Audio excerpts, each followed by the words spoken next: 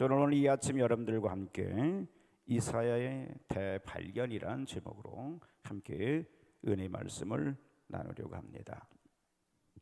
신대륙을 발견한 콜럼버스는 정말 대단한 일을 해낸 사람임에는 틀림이 없습니다. 왜냐하면 그는 당시 지구란 평평한 것이며 따라서 수평선을 통해 똑바로 한없이 가면 거기에는 바다 끝나는 낭떠러기에 있어서 무슨 배든지 다 천길나락으로 떨어진다라고 하는 당시의 고정관념을 깨뜨린 첫 번째 사람이었기 때문입니다.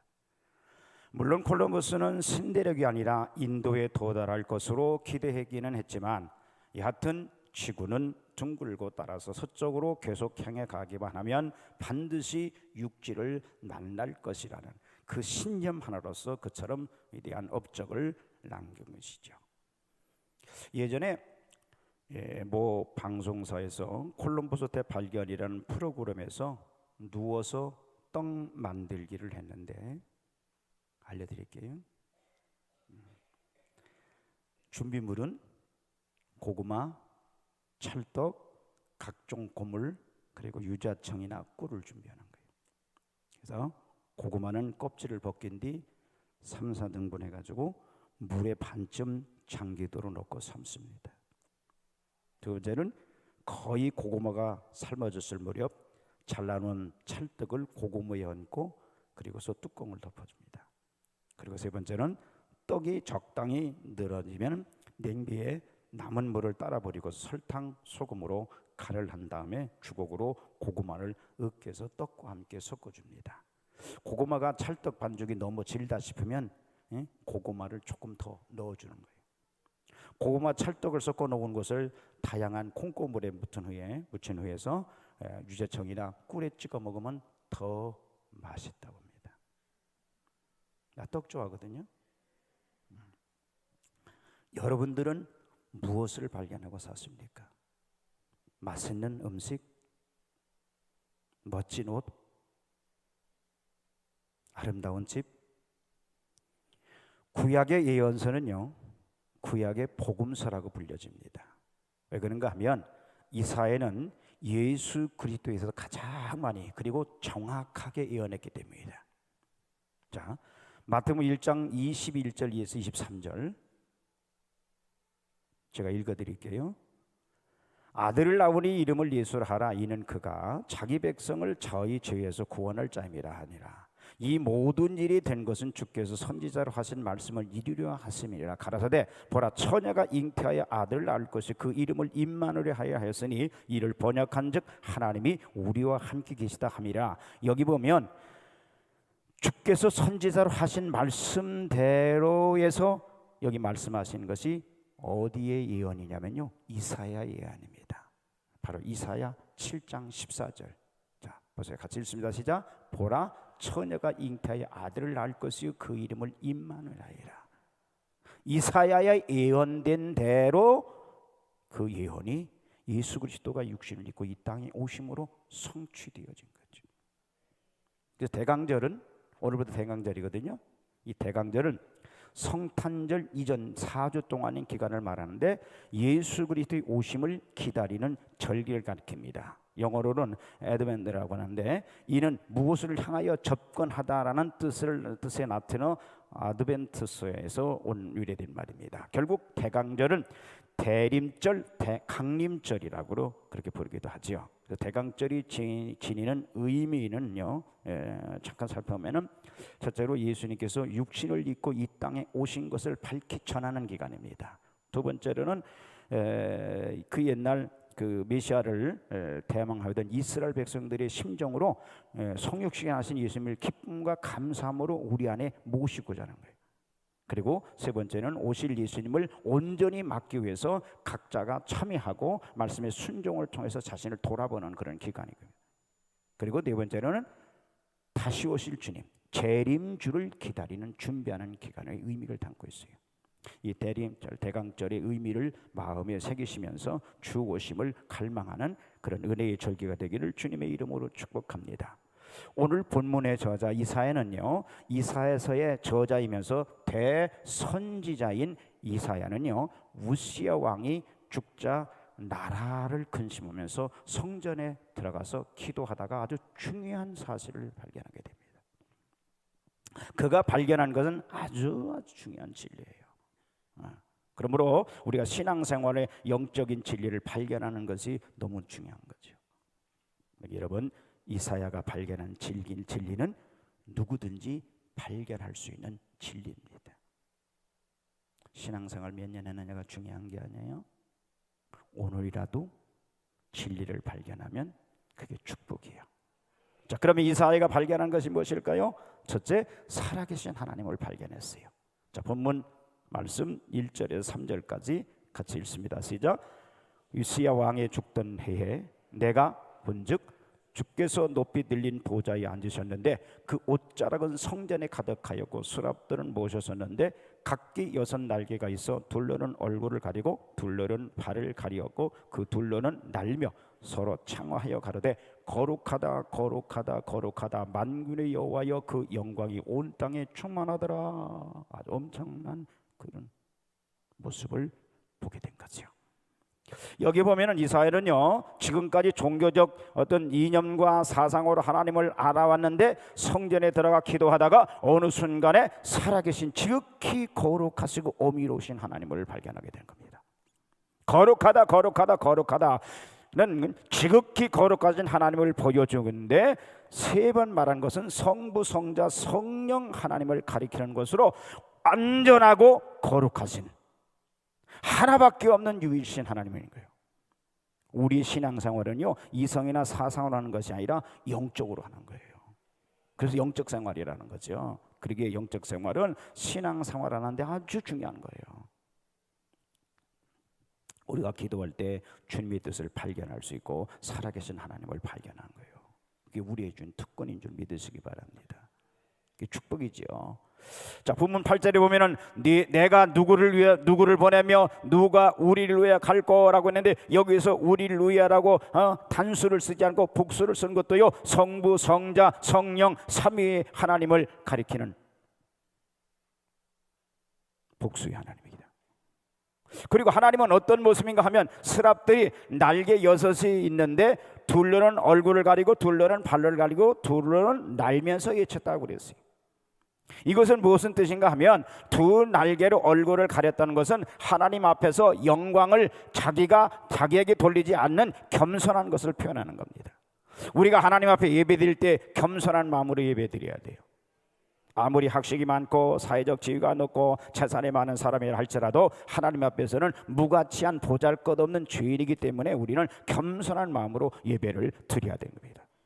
어떤 사람은 직분 임명을 받을 때 보면 마치 내가 아니고는 이 일을 누가 하겠느냐 하는 태도로 고개를 뻣뻣이 들고 한단으로 가까이 걸어 나오는 걸 보게 되는데, 진정 주님 앞에 겸손한다면요, 거룩한 보좌에 걸어 나오는 것이 부담스럽고요, 조심스럽기에 감히 고개를 뻣뻣이 들고 나아갈 생각을 하지 못하지요.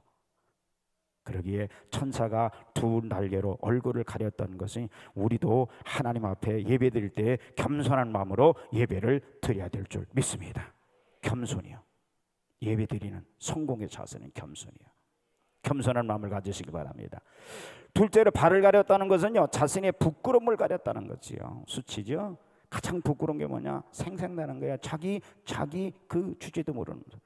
나의 권리를 주장하는 것이 아니라 포기하는 거예요. 신발을 벗는 거죠.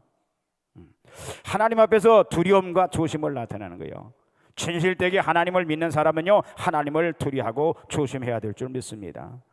성도들은 교회 나와서 조심해야 하지만 하나님께 예배드릴 때 특별히 조심하고 하나님을 두려워하는 마음으로 나가야 될 줄 믿습니다. 어떤 학생은 성전에 돌아와서도 PC방에 들어간 것처럼 행동을 하고 한 말을 함부로 하는 사람이 있어요. 스마트폰에 그냥 머리를 박고 뭘 보는지, 또 뛰어다니거나 축도가 다 끝나지도 않았는데 몰래 빠져나가고 수근수근 얘기하고, 이런 모습은 예배드리는 올바른 자세가 아니에요. 또 복장도 엄숙하고 단정해야 돼요. 짧은 집 하나, 소매 없는 입을 잇는다고 하는 것은요, 조심하는 게 아니에요. 우리는 하나님 앞에서 노력하고 조심하고 두렵고 조심스러운 마음을 가져야 될 줄 믿습니다. 또 둘로는 날아가면 날았다고 하는데 이것은 활동 그리고 사역하는 것으로 주의 일에 순종했다는 것을 의미합니다. 하나님 말씀에 순종해야 돼요. 하나님 말씀에 순종하지 않는다면 예배가 무슨 소용이 있겠습니까? 특별히 스랍들이 얼굴을 가리고 발을 가리고 날랐던 것처럼 우리 예배하는 태도에서도요, 겸손하고 조심하여 하나님을 두려워하고 말씀에 순종하는 마음으로 말씀하옵소서 내가 듣겠나이다 하는 처세를 가져야 될 줄 믿습니다. 참으로 살아계신 하나님을 만난 사람들은 겸손할 수밖에 없고요, 두려움으로 조심할 수밖에 없고요, 그 말씀에 순종하는 외에는 다른 것이 있을 수가 없는 줄 믿습니다. 일찍이 하나님께서 귀히 쓰셨던 사람들은, 하나님의 종들은요, 또 성도들은 살아계신 하나님을 만나는 계기가 있었고, 그리고 자기가 죄인임을, 추악한 죄인임을 발견하고 자기의 사명을 발견했던 것을 알 수가 있습니다. 이사야도, 에레미야도, 모세도, 베드로도, 바울도 모두 하나님을 만나고 자기를 다시 발견하고 사명을 받았다는 것을 성경을 통해서 알 수가 있습니다. 우리 교회 나오시는 이마다 성령의 역사하신 가운데서 어떤 모양으로든지 살아계신 하나님을 영적으로 만나는 체험이 다 있으시기를 주님의 이름으로 축복합니다.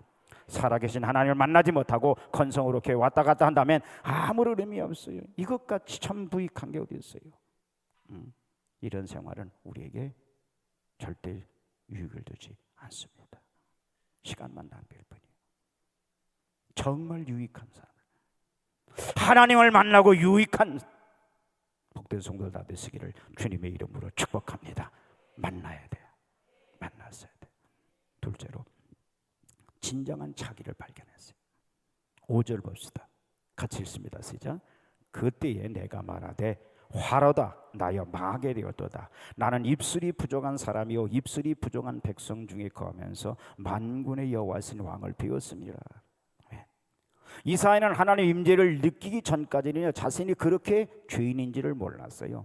자기는 늘 의롭게 살고 있었고 선지자로서 백성들에게 잘못된 것을 바로잡는 그러한 지도자인 줄만 알았는데 직접 하나님의 임재를 체험하고 나니까 화라다 내가 망하게 되었다, 내가 죄인 중에 또 죄의 모습으로 살았구나 라고 하는 것을 알고 깨닫고 고백을 하잖아요. 아무리 죄인이라 할지라도요, 그가 하나님을 만나게 되면 스스로 자신이 죄임을 고백할 수밖에 없어요. 왜? 빛 앞에는요 안 드러날 수 없어요. 다 적나라하게 드러나거든요.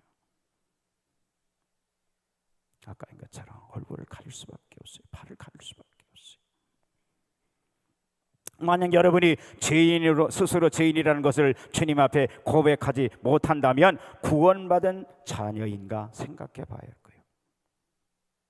그때 스랍 하나가 제단에서 핀 숯불을 가져다가 입에 대주면서 내 악이 죄어졌고 내 죄가 사해졌느니라 그랬어요. 여기서 핀 숯은요 성령의 불을 의미하는 겁니다. 이사야는 자기의 죄를 발견하되 특히 입술이 부정한 죄인임을 발견했어요.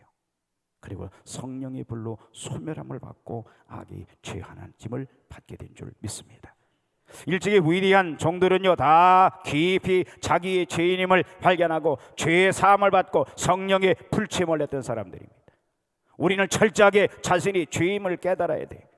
우리는 하나님의 밝은 빛을 대하게 될 때 죄인임을 깨닫게 되는 역사가 여러분들에게도 있게 되기를 축복합니다.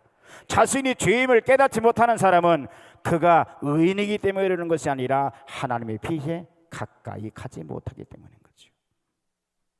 그래서 우리가 신앙생활하면서 자기 속에 있는 가려있는 것이 한꺼풀 벗겨지기 시작합니다. 아, 내가 이런 것이 나도 있었구나. 정말요 하나님을 갖고 영적 생활을 깊이 하면 할수록요 누가 죄인이요? 네가 아니요 내가 죄인이지. 놀라운 거예요. 놀라운 거예요. 난 너무 감사해요. 말씀 보다가 설교 준비하다가 찬송하다가 기도하다가 어머 이것도 죄네, 이것도 죄네, 어머 내가 너무 이기적이었네, 어머 내가 나 중심이었네. 아니 하나님을 섬긴다면서 하나님의 종이라면서 말뿐인 것 같네. 이런 것들이 이게 발견돼야 돼요. 여러분 빛 앞에 가까이 가는 가까이 가세요. 예레미야 17장 9절에 보면은 같이 읽을까요? 시작. 만물바다 거짓되고 심히 부패한 것은 마음이라 누가 이를 알리오마는 나 여호와는 안다고 그랬어요. 주님은 나를 알아요. 그래서 주님이 여러분들 땡기는 거예요. 자꾸 오라는 거예요. 근데 안 오잖아요. 뭐 때문에 못 오는 줄 아세요? 죄 때문에 못 오는 거예요. 그걸 알아야 돼요. 오기 싫어지는 것도 죄 때문에 그러는 거예요. 근데 이 죄가 발견되지 않으면요, 그거는 그 죄 때문에 망하는 거예요. 아셔야 돼요. 요한복음 16장 8절에 보면 성령이 오시면 뭐에 대해서? 죄에 대해서 책망하신다. 성령이 우리 가운데 자꾸 죄를 지적합니다. 죄를 지적해요. 이게 지적하면 다른 거예요. 착각하면 안 돼요. 시편 26편 2절에 보면, 자 읽을까요? 시작. 여호와여 나를 살피시고 시험하사 내 뜻과 내 마음을 단련하소서. 아멘. 우리의 기도가 되어야 될 줄 믿습니다. 항상 나를 봐야 돼. 나를. 시편 139편 23절 이하에 같이 읽을까요? 시작. 하나님이 나를 살피사 내 마음을 아시며 나를 시험하사 내 뜻을 아옵소서. 내가 무슨 악한 행위가 있나 보시고 나를 영원한 길로 인도하소서. 할렐루야. 우리는 하나님의 밝은 빛 아래서 자신을 비춰서 우리가 얼마나 추한 죄인임을 그것을 깨달아야 돼. 이걸 깨닫는 것이 복이 있는 거예요. 내가 죄인이라는 걸 깨닫는 게 복이 있는 거예요. 아멘. 그걸 깨달을 때 여러분들이 의롭다고 인정받는 거예요. 내가 의인이야? 아니야. 착각하지 마라. 죄인임을 깨달을 때 내가 주님 앞에 인정받는 의인이 되는 거야.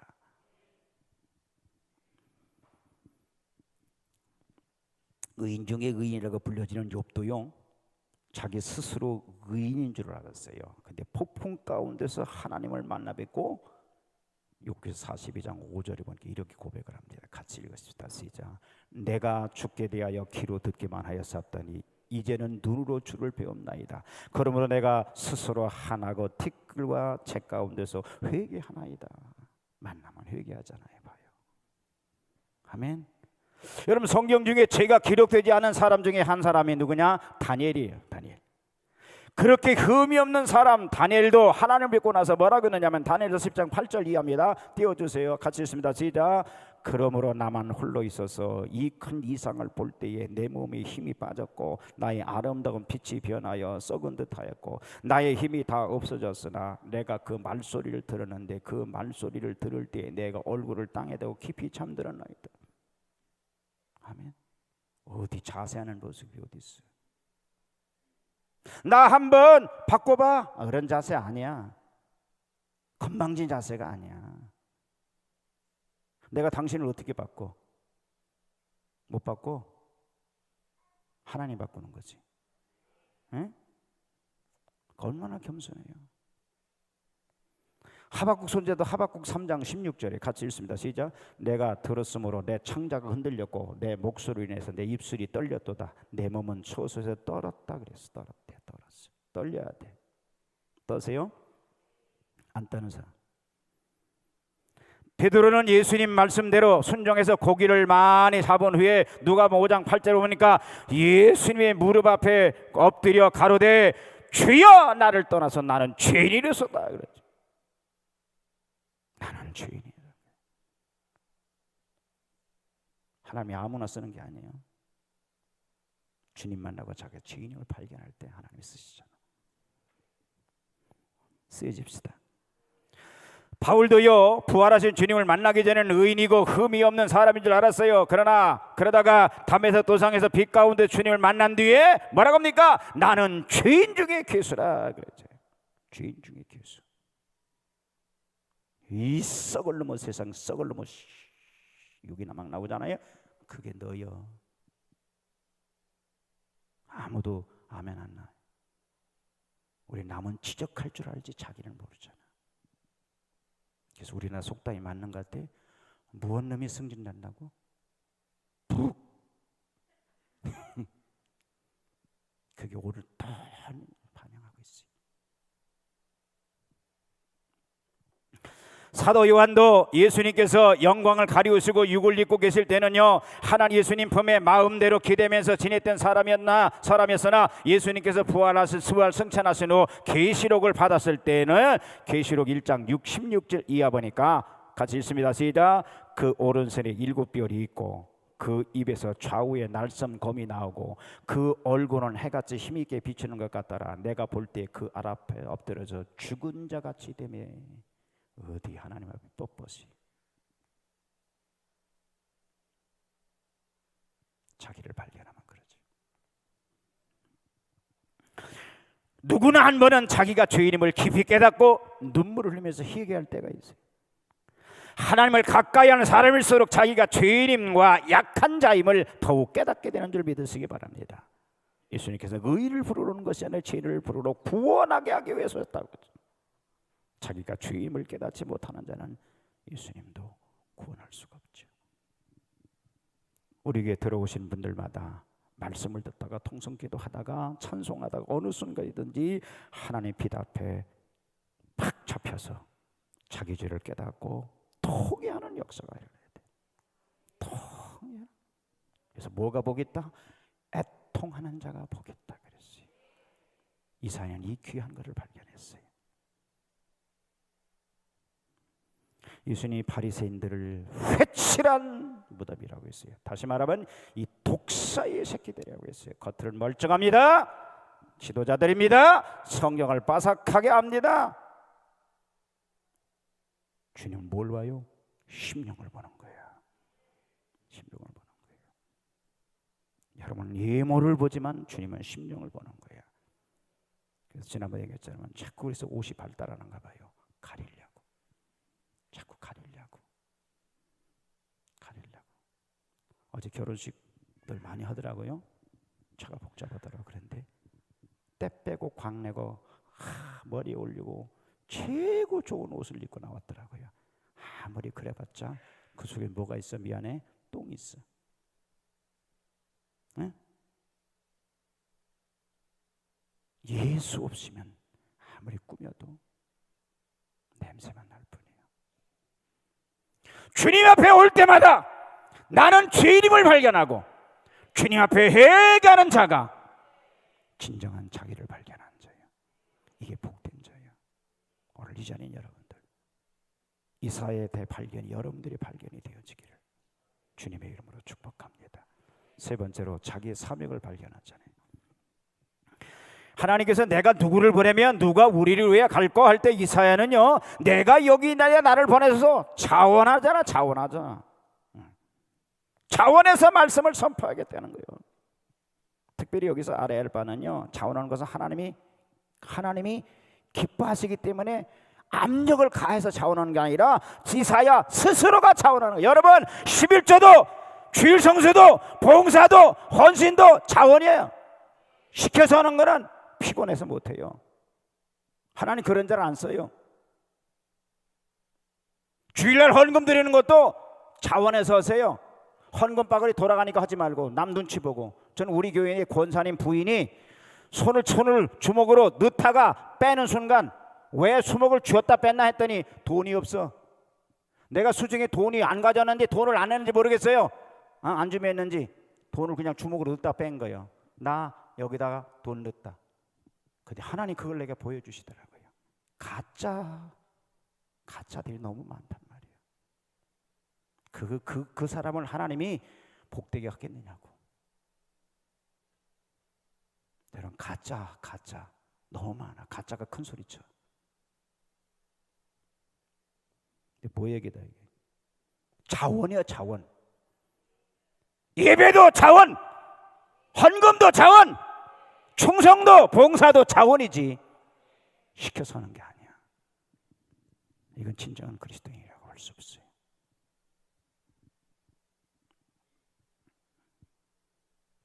우리들은 누구나 하나님을 위해서 일해야 될 사명이 있는 사람이에요. 전도의 사명, 기도의 사명, 아까 얘기한 봉사의 사명, 아멘.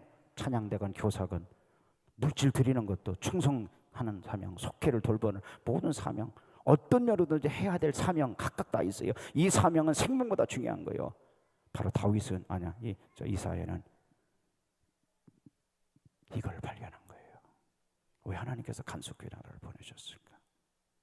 왜 간속교회라는 신앙 공동체에서 신앙생활하면서 섬기라고 했을까? 하나님의 분명한 사명이 있는 거예요. 나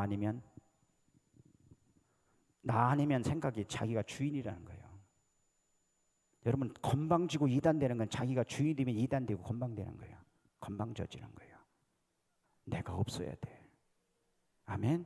그게 진정한 봉사자예요. 그게 진정한 사명자예요. 바로 이사야는 이 귀한 사실을 발견한 거죠. 여러분 동일하게 발견되기를 주님의 이름으로 축복합니다. 자, 네 번째, 그러면 이사야가 이 중대한 3대를 발견한 것은 언제 어디서 했는가? 언제 이걸 발견하느냐? 첫째는 성전에서 발견했어요. 성전에서. 교회에서 은혜 받는 것이 가장 정상이에요. 정상. 예수님께서 내가 내 아버지 집에 있어야 될 줄 알지 못하였나이까 어머니한테 얘기한 얘기잖아요. 우리가 하나님을 가까이 하지 않는다면 영적인 진리를 깨달을 수가 없어요. 혹시나 깨달았다 하더라도 다 빼앗기고 바깥 어두운 게 쫓겨나서 슬퍼하며 우를 갈 수밖에 없어요. 선지자 이사야가 성전에서 기도하다가 하나님의 진리를 발견한 것 같이 여러분들 날마다 예배의 자리, 기도의 자리, 선교의 자리, 충성의 자리를 지키셔서 그 가운데 역사하신 하나님을 경험하시는 복된 성도다 되시기를 주님의 이름으로 축복합니다. 성전을 멀리하고서는 신앙의 발전이나 하나님을 만날 수 없어요. 경험할 수 없어요. 미안해요. 주일날 아침 1시간 드렸다가 절대 그 사람들 신앙 발전이 없어요. 이건 공갈 치는 게 아니에요. 공갈이 아니에요. 뭐라 그래요? 부담 주고 압력 주려고 하는 소리가 아니야. 성경 읽어봐요. 성경을 좀 보라니까. 하나님 이스라엘 백성들을 건강하게 영적 자식으로 가나안 땅까지 들어가시기 위해서 하나님께서 그들에게 부탁하기만 아침 저녁으로 예배하라고 그랬어요. 내가 지금 화내는 거예요? 영적 생활 바로 해야지요. 세상에 악한 마귀는요, 결국 여러분들 하나님 영혼을 죽이려는 거예요. 에? 그걸 깨달아야지요. 세상 사람이 그렇게 하니까 다른 사람이 그러니까 다른 교회에서 그러니까 그건 그 교회가 그 사람이요. 성경으로 돌아가야지. 내가 영적으로 건강하고 받은 바 사명을 바로 감당할 하나님의 자녀로서의 삶을 살아가려면 여러분들이 하나님을 멀리해서는 안 된단 말이에요. 주의를 거룩한 구별해 지켜야 돼. 썩을 것을 위해서도 생명 들이면서 얻어서 나중에 뭐요? 아무런 거 없잖아.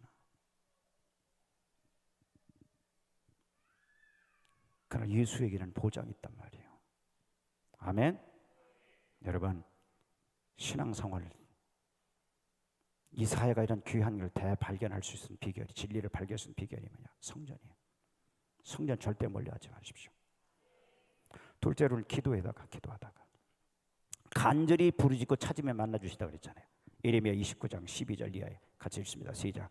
너희는 내게 부르짖으며 와서 내게 기도하면 내가 너희를 들을 것이요 너희가 전심으로 나를 찾고 찾으면 만나리라. 이게 내 말이야, 주님 말이야? 주님 말이에요. 주님은 기독교인들은요 기도교입니다. 기도교. 네?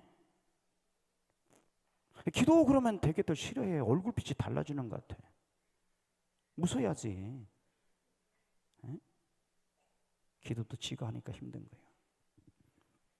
옛날에 선대성이 힌두교 집안에서 태어나가지고 핍박을 받으면서 신앙생활 하다가 좀 더 실질적인 그런 확실한 체험을 하기 위해서 결심을 하고 골방에 들어가서 간절히 기도하기 시작했습니다.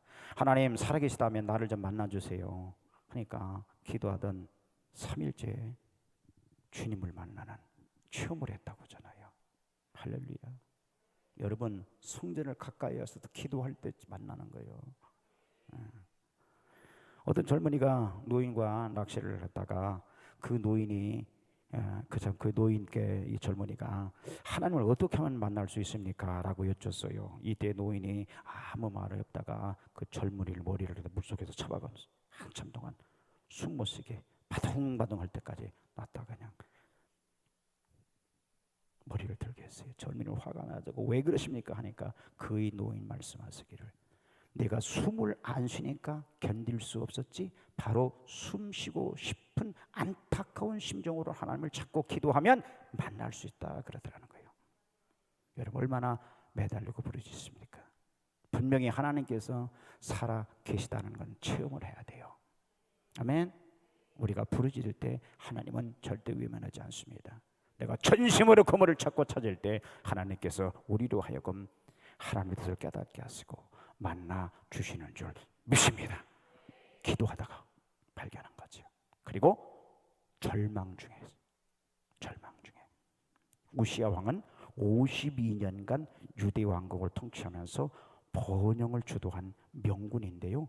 신앙적으로는 훌륭했으나 축복을 받고 나보니까 교만해가지고 제사장 자리를 탐나다가 문둥병이 걸려요.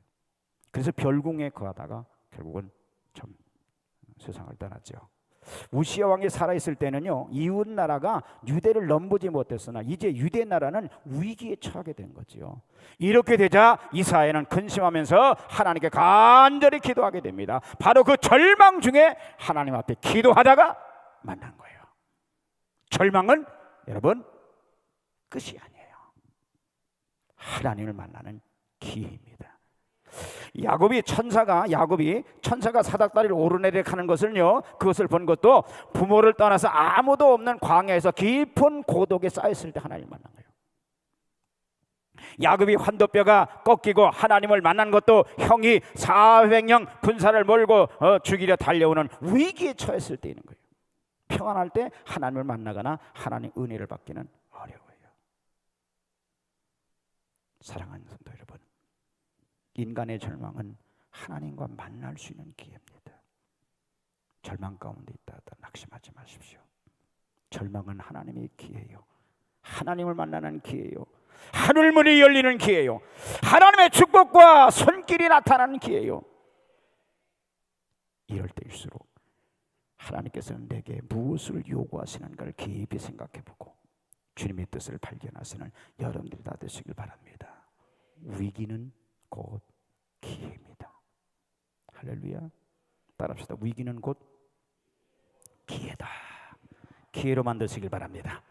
사랑하는 성도 여러분, 이사같이 하나님께 기도하고 예배함으로 이 영적 3대 진리를 발견하시기를 간절히 소망합니다. 날마다 교회에 나오셔서 예배하고 기도함으로 하나님의 뜻을 깨닫고 영적 진리를 대발견하시고 위대하게 쓰임받았던 이사같이 쓰임받는 이 시대에 한 사람, 저와 여러분들 다 되시기를 주님의 이름으로 간절히 축복합니다.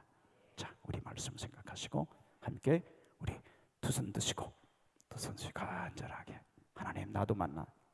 그래서 찌질이한 신앙인이 아니라 확실한 신앙인, 확실한 하나님의 자녀로서 특권을 누리는 내가 되게 해달라고 두 손 드시고 주여 삼창을 삼게 동성으로 기도합니다. 주여 주여 주여.